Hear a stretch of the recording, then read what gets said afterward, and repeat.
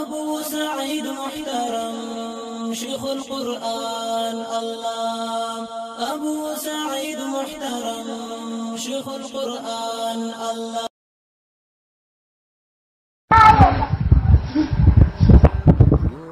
وعلیکم السلام ورحمۃ اللہ وبرکاتہ.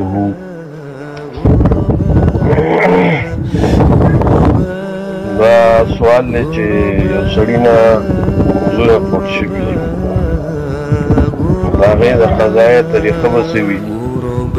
دویم سوال دا دی چې سړي والد دی، پلار دی، د بیمارۍ په حالت کې د هغه نه موضوعونه پټ شوي دي یا غیر بیمارۍ کې د هغې د قضا به څه طریقه وي، هغه بیا وفات شوي وي په دې.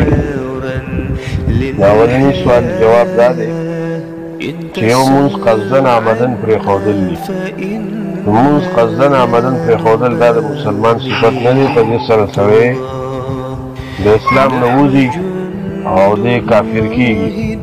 دې وجې نه دا سړی به توبه او استغفار وباسي او د سر نه به نوي اسلام کې شمولیت کوي. محققین علما وایي چې په ده باندې شریعت کې د مونځ د قضا ذکر نه دی راغلی، بس دی به توبه کوي، کثرت سره نوافل به کوي او نیک اعمال به کوي.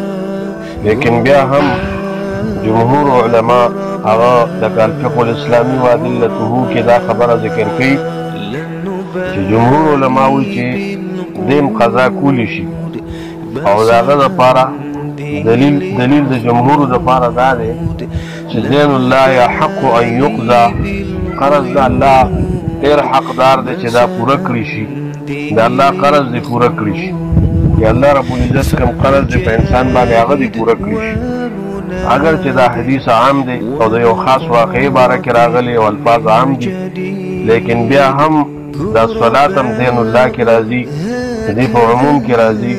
د دې وجې نه جمهور علما وایي چې د دې قصدن عمدن قضا دی هم احتیاطاً راوړي. او که د عذر په بنا باندې پوه شوي نو هغې کې قضا شته دی. قضا دا نه ده داسې د من نسیه صلاة فلیصلها اذا ذکرها فلا کفارة لها الا ذلک، لکه دا حدیث د بخاري دی. بیچاره چې مونځ هیر شي او بل روایت کې راځي من نام عن الصلاة، څوک چې اوده پاتې شي او لیس فی النوم تفریط انما التفریط فی الیقظة فاذا نسي احدکم صلاة او نام عنها فلیصلها اذا ذکرها. یو سړي نه مونځ هیر شي یا د مانځه نه اوده پاتې شي نو چې کله ورته رایاد شي یو مونځ ترې پوت شو یا ډېر ترې نه پوت شو په دې عذر کې، نو بس دی چې کله را بیدار شو نو دی دا مونځ کوي او دی کفاره ده، بله کفاره یې نشته. او دارنګې په خوب او په نسیان په دغه سره دا نور هم دا حکم لري. د نور هم دا حکم لکه نور اعذار چې وي لکه جنګ، سفر، شدت د مرض په دې کې چې چا نه مونځونه پوت شوي د هغې هم دا حکم دی چې د هغې قضایي به راوړي. او دارنګې لکه رسول الله صلی الله علیه وسلم د غزوه د خندق کې ډېر مونځونه پاتې شوي او چې کله ورته موقع میلاو شوه نو رسول الله صلی الله علیه وسلم د هغې قضایي راوړه.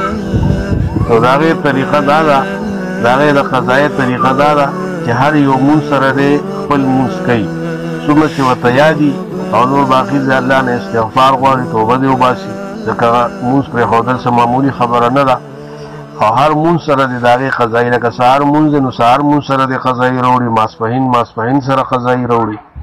او دا بل سوال چې دی چې چا والد وفات شوي او د هغه نه مونځونه مرض یا غیر مرض کې پات شوي، د هغې دپاره څه فدیه نشته په شریعت کې. د روژې دپاره شته فدیه، خو لیکن د مانځه دپاره فدیه نشته، ځکه مونځ په انسان باندې فرض دی. په ولاړه به یې کوي، که په ولاړه نی په ناسته به یې کوي، که په ناسته نی نو په اړخ باندې به یې کوي، او که په اړخ نی نو په اشاره به یې کوي. که په اشاره هم نشي کولی نو بیا د نه مونځ ساقط دی. نو که د نه مونځونه پوت شوي په بیمارۍ کې د دې څه فدیه وغیره نشته او نه ترې نه څوک دا ادا کولی شي. بس د دپاره دی بخښنه غواړي د الله نه او د دپاره د استغفار غواړي چې الله پاک د ده دا جرم معاف کړي. والسلام.